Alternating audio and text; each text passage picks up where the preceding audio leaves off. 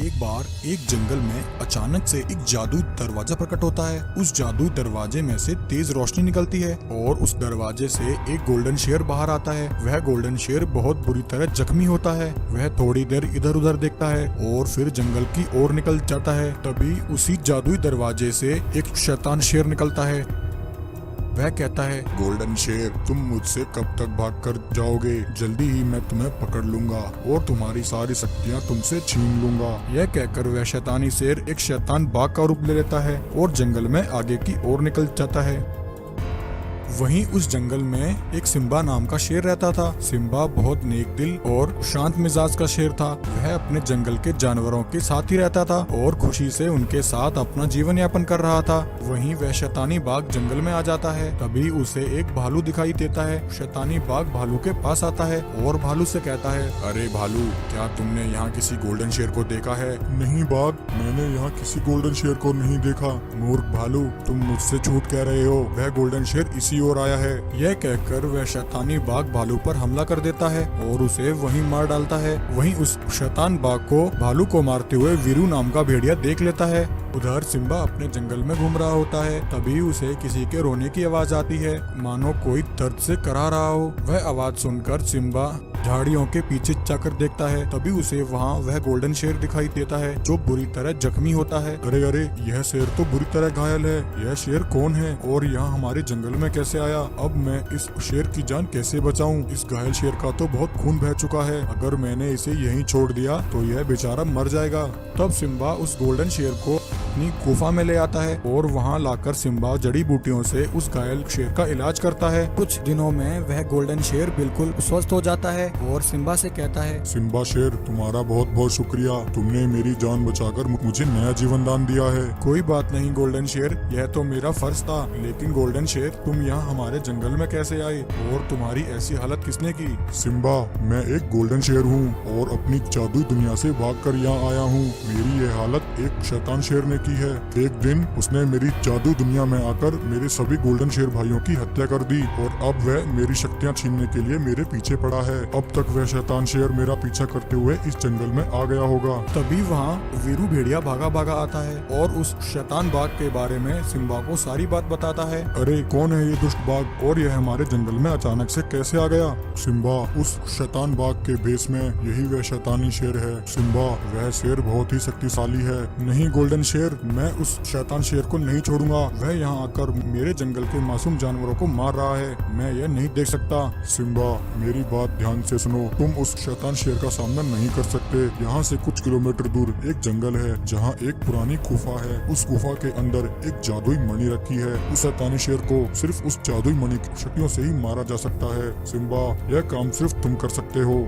अब सिम्बा जंगल में उस गुफा के पास आ जाता है जहाँ वह जादुई मणि रखी होती है। सिम्बा उस जादुई मणि को उठा लेता है और उस मणि को अपने मुंह में रखकर उस शैतानी बाघ के पास आ जाता है। सिम्बा के पास उस मणि को देखकर वह शैतान बाघ अपने असली रूप में आ जाता है। अरे, यह मणि इस शेर के पास कैसे आई? है उस गोल्डन शेर ने ही इस मणि के बारे में इस शेर को बताया है और यह शेर मुझे यहाँ मारने के लिए आया है। गोल्डन शेर, मैं तुम्हें नहीं छोड़ूंगा। यह कहकर वह शैतानी शेर सिम्बा पर हमला करने जाता है, परंतु इससे पहले सिम्बा उस जादुई मणि की शक्तियों से शैतानी शेर पर हमला करके शैतान शेर का वहीं अंत कर देता है।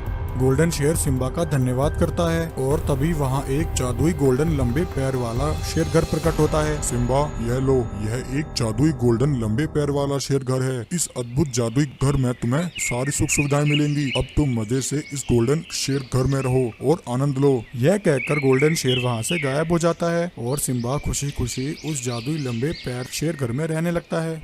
लकड़बग्गे गब्बर शेर पर हमला करते हैं। गब्बर शेर पूरी शक्ति से एक जंगल में एक गब्बर नाम का शेर अपनी पत्नी और एक छोटे बेटे शेरू के साथ रहता था। गब्बर शेर उस जंगल का राजा था।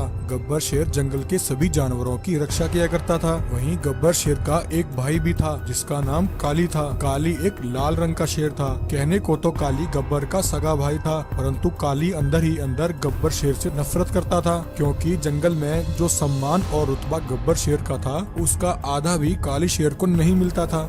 एक दिन काली शेर अचानक से लकड़बग्गों की गुफा के पास आता है। काली शेर को वहाँ अकेला देखकर लकड़बग्गे उसे घेर लेते हैं। एक लकड़बग्गा बोलता है, काली शेर, आज यहाँ हमारे साम्राज्य में अकेले चले आए, क्या अपनी जान प्यारी नहीं है? काली कहता है, भाई मैं यहाँ तुम्हारे लिए एक प्रस्ताव लेकर आया हूँ। जैसा कि तुम सबको पता है, मेरा भाई गब्बर इस जंगल का राजा है। जंगल के सभी जानवर उसकी इज्जत करते हैं, परंतु मैं उसे अपना राजा नहीं मानता। मैं उसकी गुलामी से तंग आ गया हूँ। अब मैं इस जंगल का राजा बनकर यहाँ राज करना चाहता हूँ। तभी लकड़बग्गा बोलता है, राजा तुम बनो या तुम्हारा भाई, इससे हम लकड़बग्गों का क्या लेना देना? काली शेर बोलता है, भाई मुझे तुम्हारी मदद चाहिए। मैं चाहता हूँ कि तुम गब्बर शेर को मारने में मेरी सहायता करो। बदले में मैं तुमसे वादा करता हूँ कि इस जंगल की आधी जमीन तुम्हें दे दूंगा। काली शेर की बात सुनकर लकड़बग्गा बोलता है, ठीक है काली शेर, परंतु अपना वादा याद रखना। अगर तुमने हमारे साथ धोखा करने की कोशिश की तो याद रखना, लकड़बग्गों का पेट अंधा कुआं होता है। अगले दिन काली अपने भाई गब्बर के साथ शिकार करने के लिए निकलता है। काली गब्बर को एक सुनसान जगह पर ले आता है। तभी उन लकड़बग्गों का झुंड वहां आ जाता है। लकड़बग्गे काली और गब्बर को घेर लेते हैं। लकड़बग्गों को देखकर काली शेर वहां से भाग जाता है। हा, अच्छा हुआ, मुझे अपने इस मनुष्य भाई से अब छुटकारा मिल जाएगा। ये लकड़बग्गे इसकी बोटी बोटी खा जाएंगे। लकड़बग्गे गब्बर शेर पर हमला करते हैं। गब्बर शेर पूरी शक्ति से अकेला ही उन सबका सामना करता है। गब्बर शेर कई लकड़बग्गों को मार गिराता है, परंतु लड़ते लड़ते गब्बर शेर बहुत घायल हो जाता है और वहीं जमीन पर गिर जाता है। लकड़बग्गा कहता है, भाई गब्बर शेर तो मर चुका है, अब हमें यहाँ से निकलना होगा। कहीं जंगल के जानवरों ने देख लिया तो मुसीबत हो जाएगी। लकड़बग्गे गब्बर शेर को वहीं छोड़कर चले जाते हैं। तभी थोड़ी ही देर में भालू हकीम वहां आता है। गब्बर शेर की ऐसी हालत देखकर भालू हकीम कहता है, अरे यह तो हमारे महाराज हैं, इनकी ऐसी हालत किसने की? भालू हकीम देखता है कि गब्बर की सांस अभी भी चल रही है। भालू हकीम गब्बर शेर को लेकर अपनी गुफा में आ जाता है। वहां लाकर भालू हकीम गब्बर शेर का इलाज करता है और कई दिनों तक उसकी सेवा करता है। उधर काली शेर मौका मिलते ही गब्बर शेर की पत्नी शेरनी पर हमला करके उसे वहीं मार देता है। शेरनी को मारते हुए काली शेर को एक गर्भवती हिरनी देख लेती है। उधर भालू हकीम के इलाज से गब्बर शेर बिल्कुल स्वस्थ हो जाता है और भालू हकीम से कहता है, भालू हकीम तुम्हारा बहुत शुक्रिया, अगर तुम न होते तो मेरा बचना मुश्किल था।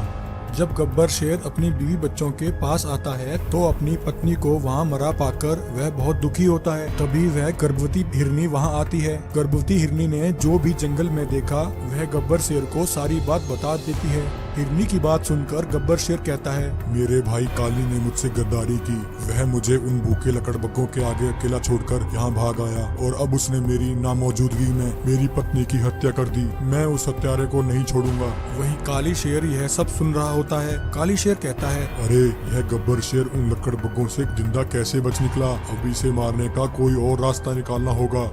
काली शेर मौका मिलते ही उस गर्भवती हिरनी के पास आ जाता है और उससे कहता है, मूर्ख हिरनी, मेरा राज गब्बर शेर को बताकर तूने अच्छा नहीं किया। अब तुझे मेरे हाथों से कोई नहीं बचा सकता। यह कहकर काली शेर उस गर्भवती हिरनी पर हमला कर देता है। उसके हमले से हिरनी घायल हो जाती है। तभी इतने में वहाँ गब्बर शेर आ जाता है। गब्बर शेर देखता है कि काली उस गर्भवती हिरनी को मार रहा है। गब्बर शेर बोलता है, अरे दुष्ट गद्दार, मैंने तुझे अपने भाई से भी बढ़कर प्यार दिया, परंतु तूने मेरे साथ ही धोखा किया और मेरी पत्नी को मार डाला। मैं तुझे नहीं छोड़ूंगा। यह कहकर गब्बर शेर काली पर हमला करता है और गब्बर शेर हिरनी के पास आता है, परंतु तब तक बहुत देर हो चुकी थी। गर्भवती हिरनी अपने बच्चे को जन्म देकर वहीं मर जाती है। गब्बर शेर बोलता है, हिरनी बहन, तुम्हारा मुझ पर बहुत बड़ा एहसान है। मैं तुम्हें बचा नहीं सका, परंतु मैं तुम्हारे बच्चे को अपने बच्चे की तरह पालूंगा।